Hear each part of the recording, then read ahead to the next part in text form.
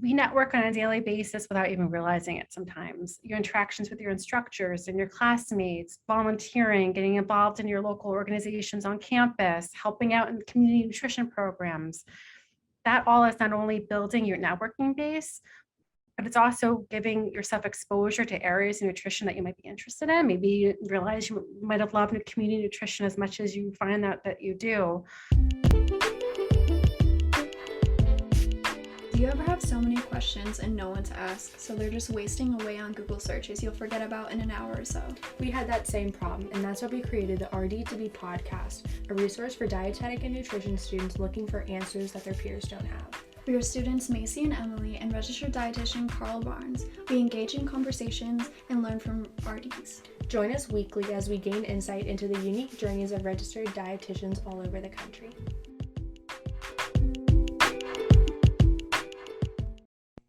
Welcome back to another week of the RD2B podcast. I'm your registered dietitian host, Carl Barnes. We are wrapping up our showcase of dietetic internships. We've featured for the last couple months one-on-one interviews with dietetic internship directors from across the country. Today we're sitting with Theresa O'Reilly from St. Elizabeth University. Honored to have you here. Looking forward to hearing more about your program. Thanks so much. All right, hello. My name is Theresa O'Reilly. I am the new Dietetic Internship Director at St. Elizabeth University. I've been here for about 5 months. Previously, I started off my career as an RD working clinically. I've always liked to keep busy and experience all the awesome things that our profession entails. So I've also have experience working in acute inpatient rehab, private practice. But for me, I found that the consistent thread that I really loved the most was the education piece. So about 8 years ago, I had the exciting opportunity to adjunct at a DTR program at a local community college and absolutely fell in love. Stayed there for 8 years, working as a clinical coordinator, adjuncting, working in administration, until this position opened up at St. Elizabeth. And I think I found my home. And so I'm so pleased to be here today to talk with you, Emily. Thank you for this. Awesome. Thank you for that great introduction. I'm Emily from University of Maryland College Park. So how would you describe your role at your current dietetic internship? Sure. I have the exciting opportunity to work with an awesome Ascend accredited dietetic internship.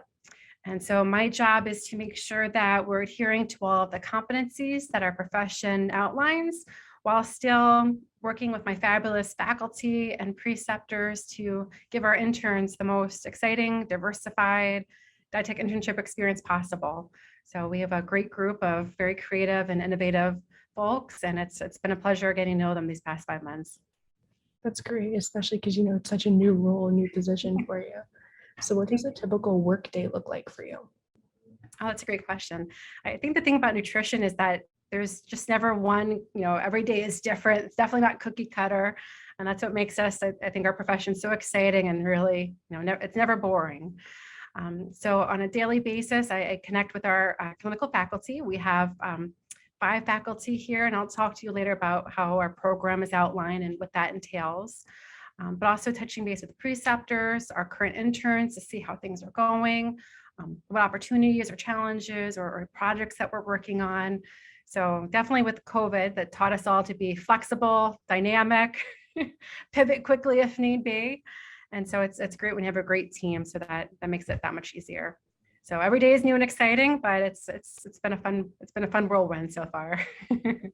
So what are some characteristics of an attractive applicant for your program? Oh, that's a really good question too. Yes, GPA is important. We require at least a 3.0 just because we are a combined master's dietetic internship.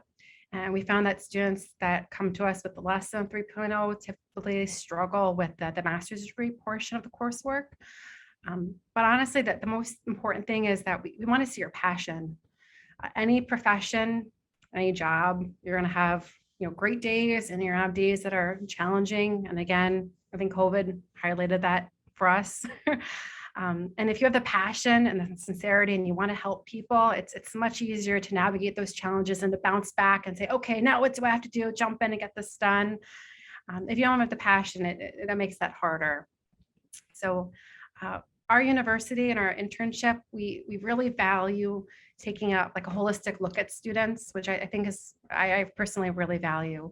So not only GPA is great, but if we want to see the student, what you're passionate about, what you've done, and it could be a great work experience that you have, but maybe you got involved with volunteering or your local college's organizations on campus, or any way that we could see you, your passion, your commitment, and the cool things that you've done to show that you're learning about the field of nutrition, that yes, this is a field that you're interested in pursuing. And we want to see the you and your passion. So to me, that's the most important. Yeah, I feel like that's something that a lot of directors have hit on: the passion, the want, need, and just desire for the field. So how many students do you take for your program, and how many typically apply per go around? Oh, great question too. So overall per year, we take in 36. The breakdown is we have two cohorts. So I guess a little bit more, paint the better picture. We're a combined master's degree dietetic internship, and we have two cohorts. We have an entrepreneurial nutrition program cohort that takes in 18 students, and we admit students in August. And they start off, year one graduate coursework, year two DI. And then we also have a community and public health nutrition cohort, which also takes in 18 students. That's a January start. So January start for the master's degree, then the second year you do your DI. And so we do participate in both the spring and fall match. In the spring, we accept students into the entrepreneurial and the community and public health track. And the fall match, we take in students into the community and public health track. We do have a couple spots open for our community and public health track this fall. So if you are interested, send me an email and I can walk you through the process. And typically on average, historically, we would get twice as many applicants as we have spots. I never want that to be a deterrent, because there's only one you. So if you're interested in our program, we're interested in you. So, please apply and check us out, because again, it's that passion and that person that we're looking for. Most definitely. So I can just hear from your tone of voice that you're so passionate about the field. So what are some things that you think makes your program stand out? I work with really great people. So with our clinical faculty model, we have 3 faculty on our campus that work in the DI, and they all have great backgrounds. So one is an expert in renal nutrition, another one has a really strong community background, the other one has a really great nutrition support background. And we also employ, with the clinical faculty model, we have 2 partner hospitals, Overlook Medical Center in Summit, New Jersey, and Morristown Medical Center in Morristown, New Jersey, which are part of the Atlantic Health System. And we have a clinical faculty that works solely in Overlook, and she has a great pediatric background. And we have clinical faculty that works solely in Morristown with a great gerontological background. So between everyone's diversified backgrounds and experiences, I get excited, because no matter what passion an intern might have, I have the faculty for you. We have a great background. But also with the clinical faculty background, having our staff in these hospitals, we have a great communication with how students are doing, how they're progressing. If a student needs a little bit more practice or more work, we're not finding out about it at the end of the internship. We're finding out about it right away, so we can address it, work with the student, and really give a nice, comprehensive care to the interns that we're training. So I think that makes us unique, and I'm really proud of the model, and I'm excited to be here for that reason. I'm sure. Sounds like a great model, especially offering, a fall and a spring match to appeal to everybody, especially those winter graduates that, want to get going in January and not have to wait until August, summer of next year. Absolutely. Thank you for mentioning that. Absolutely. So with having these 2 different tracks, what benefits do you think your program has for students who are looking at your dietetic internship compared to other programs that maybe only have 1 cohort, or, have, I guess, 1 concentration or 1 track? Sure, absolutely. Speaking with a lot of students from our program, they were drawn to our program because of either the entrepreneurial or the community and public health tracks. With each track in the master's degree coursework portion in year 1, there's some specialized electives. So for example, with entrepreneurial practice, students have the option of taking a sports nutrition class or integrative and functional medicine course. The community and public health students have the option of taking a public health nutrition course. And then within the DI component, the entrepreneurial group receives about 6 weeks of focused nutrition education and counseling, whereas the community and public health group has 6 weeks of specialized federal nutrition programming experiential learning that they receive. What I do like, however, is that you never have to worry that you chose the wrong track because the last 2 weeks of our internship, we do let students pick what area they want to get more exposure to. So they let us know the areas that they're interested in, and then we work to find them placements and whatever their avenue might be. So even if you're a community and public health track and you want more clinical nutrition experience, that's great. We'll get you more placements there. Or if you're entrepreneurial and you want more community and public health experience, we'll get you a placement there. And we've seen our graduates in terms of where they get their first jobs. It's an interesting mix. So some of the community public health group start off working clinically, some entrepreneurial start off working community. So we're proud that we prepare you for either, but definitely if you have a particular passion for one or the other, that's where we direct you to. I'm sure. So you guys have a Master's of Science program. So having an entrepreneurial focus and a public health concentration, why did you go with that opposed to an MBA or an MPH track? That's a good question. Based on the interest that we've received from our students at the time when we were making these shifts, and also based on what other programs in our area were offering, it differentiated us a little bit from other programs so that, at least for the New Jersey-based student, there's some nice variety between the different internship programs that are housed in New Jersey, but also what we found are students that were interested in us from the get-go, where their interests took us. So we're definitely, again, like all programs, but we value feedback from our graduates and students. And if we see that our students are interested in different areas down the line, we're of course open to making shifts and changes and tweaks to meet the need of the future and prospective student. But it seemed like this has been our niche since we implemented it, and it's been going great. So that's good to report. That's awesome. Good to hear. So what are some things that you do throughout your program that ensures that students are ready for when they leave the internship, whether that's for going into a job or sitting for the exam itself? Oh, that's a really great question too. So one of the great benefits of having so many clinical faculty just dedicated to the dietetic internship is that we have a lot of hands-on with our staff and our interns. So we of course have like a mid-program check, we have an end-of-year program check, but we're also constantly communicating and working with our interns. The way our program is outlined with the different rotations that students go to, each rotation is assigned to a certain faculty member. So for example, when students are at their departmental management rotations, I'm the one that's overseeing that one. When students are with their nutrition education and counseling rotation, Ellen, one of our clinical faculty, is with students during that time. So there's always that faculty check person that's checking with students, seeing what's going great, if anything needs to be tweaked. But also because we do have the faculty employed within Overlook and Morristown Medical Centers, they're working hands-on while students were in their medical, surgical, and nutrition support rotations. They're also seeing firsthand exactly how students are performing. So we have that great feedback as well. And that's really enabled us to identify anything that needs to be identified early, but also to support students nicely. And so we're pretty happy.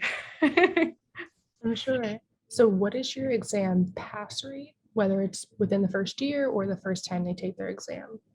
Oh, that's a great question. So we're in about the 90% rate for the first time pass rate. Great. So our students have been doing great, and we're really proud of them. Great. So I know that finances are definitely tough for students, especially with this master's requirement coming up. So I know that you mentioned that your first year is dedicated to their students doing their master's coursework. Does their coursework allow them to potentially work during that time to continue saving up for their dietetic internship, or is it pretty crammed schedule-wise? That's a great question too. Most of our students do work part-time. In year one, we have some that work full-time.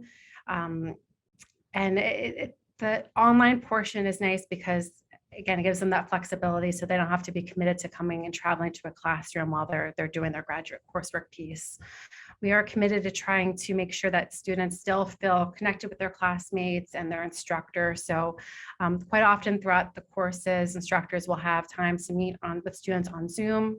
Thankfully, I guess one nice thing that came from the pandemic is that we all feel very comfortable on Zoom these days to establish that more connections possible.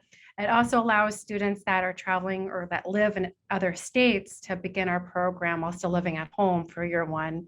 And then they only have to worry about relocating for year two. So that helps to offset some costs, which is nice. Has that only been during the pandemic, or has your program always had that model? Oh, great question. We implemented this model about 3 years ago. So since it was implemented 3 years ago, that's been the format. Great. Do you think that because of that model and students being able to be home for that first year has allowed for, a bigger influx of students applying to your program, not worrying about having to pay for an additional year of housing and stuff like that? Great question. I think definitely. And I'm always impressed by, we do have a lot of students that come from out of state. Sometimes it's completely the West Coast, which is, I think, wonderful. And I value that because, like all programs, we want to encourage diversified students, and having our students work with students from other parts of the country is a wonderful thing. So I'm happy that we're making ourselves available to students to have the opportunity that it would have been harder if they had to come here for 2 years, and to pay for like housing and relocation and things like that. Mm-hmm. So does your program have any advice for financial aid, or how students can make these internships and master's requirements feasible for them? That's the $1 million question. And then that is something that I think is an issue near and dear to every program's heart, to be honest. There are students who take out loans. They're eligible for the federal loans that they can take out to fund their programs. We do have in the Morristown, New Jersey area, which is where our university is located. It's a fabulous location in terms of not only the nightlife that's offered here, but that there's if students were interested in relocating to a college type town with a college type vibe and getting apartment or off campus housing here, it's a very nice community to do that in. We do have local hotels in the area, which has been not ideal if you're relocating for a rotation that's going to have you come into this area for several weeks, of course, but it does provide opportunity for students if they are traveling from afar and they need to, goodness forbid, there's a snowstorm and they need to crash for the night someplace. We have that availability in the Morristown area. That's a student could do that very easily. But by all means, if you have programs that have solved that puzzle, let me know, because I am all ears. Definitely. So what are some things that you would like to highlight about your program that we can't necessarily find on your website? Oh, great question. So you can definitely find this on our website too, but just to tie it into our internship, our university was founded in 1899, and it was predominantly an all-female college at the time, because the mission of the now college university, we made the change between a college and university in 2020, so that was pretty recent. But we were founded as an institution to give the underserved, at that time was women, access to education. We've now progressed to being co-ed. So and our internship was always co-ed, but now the university as a whole is co-ed. But our mission remains, and the goal of supporting underserved individuals to have access to an education so they can go forth and make the world a better place, for the lack of better words. And I think that ties in beautifully with just the profession of nutrition as a whole. Our goal is to empower others to lead the healthiest lives that they possibly can, which is a really beautiful career. But that is most certainly the mission and goal of our internship. So as such, we definitely strive to look at students holistically when they apply to us. Sure, GPA is great, but we want to see the student, what what have you overcome? Have you ever overcome struggles while completing your undergraduate degree? And we want to hear about that, because that speaks to your resiliency and your dedication. I think any student completing a degree during the time of COVID speaks to your resiliency, your dedication, being able to pivot to online platforms and have things be a little bit uncertain, but still navigate those waters. So I think this next cohort that's graduating, both from undergrad and grad, et cetera, you're a strong group, which is awesome. But that's student that we want to support and to help them become the rock star RDN healthcare professional that our society needs. So we hope that students are interested in us and see us for that. We all got into this profession of education because we love working with students. We love nutrition. So being here is the best of both worlds to me. This is my dream job. And by any means, if anybody has any questions or wants to chat going forward, I would be so happy to do so. Yeah, it was great. Like last night I was thinking to myself, I have been in college, more than half of my college experience has been in the pandemic. And that's just a lot. That's a Crazy. lot. The fall of my sophomore year, that's when it was like, okay, talks of COVID, but we don't really know. And then once we came back in January, February, it was like, okay, we're shut down. And then, yeah, I definitely think it speaks to a lot of resiliency and students being able to adapt to going back to an online platform, going back home, dealing with those distractions of family, the dogs, the little siblings, stuff like that, and just being able to keep going. Yeah, it's absolutely. And there's a lot of stressors in the world right now. And look at you, you're here, you're running this awesome podcast. And that speaks to dedication, resilience, and that passion. So kudos to you and all those that are with you, because I think that you all are amazing. I do. Thank you. And I guess my final question would be, what advice do you have for prospective applicants? What can make them stand out on an application? I guess now or in the spring when they're applying. Sure. Just always get involved. I used to always think the concept of networking involved like going into a big intimidating room and walking up to people and introducing myself. And as someone who's always been shy, that thought intimidated me. So I never thought like, oh, networking, terrifying. But while that is networking, sure, we network on a daily basis without even realizing it sometimes. Your interactions with your instructors and your classmates, volunteering, getting involved in your local organizations on campus, helping out in community nutrition programs. That all is not only building your networking base, but it's also giving yourself exposure to areas of nutrition that you might be interested in. Maybe you realize you might have loved community nutrition as much as you find out that you do. But it's also allowing people to see you. So to see that friendly, hardworking, dedicated, passionate person. At least in New Jersey, dietetics is a very small world. So we always tell people, even if you're working or interning in an area that's not your passion, let them know your passion, because maybe it's pediatrics. And even if you're in your food service rotation and somebody knows of a job in pediatrics that's opening up, they're going to think of you because they know you, they like you, they remember that you like pediatrics.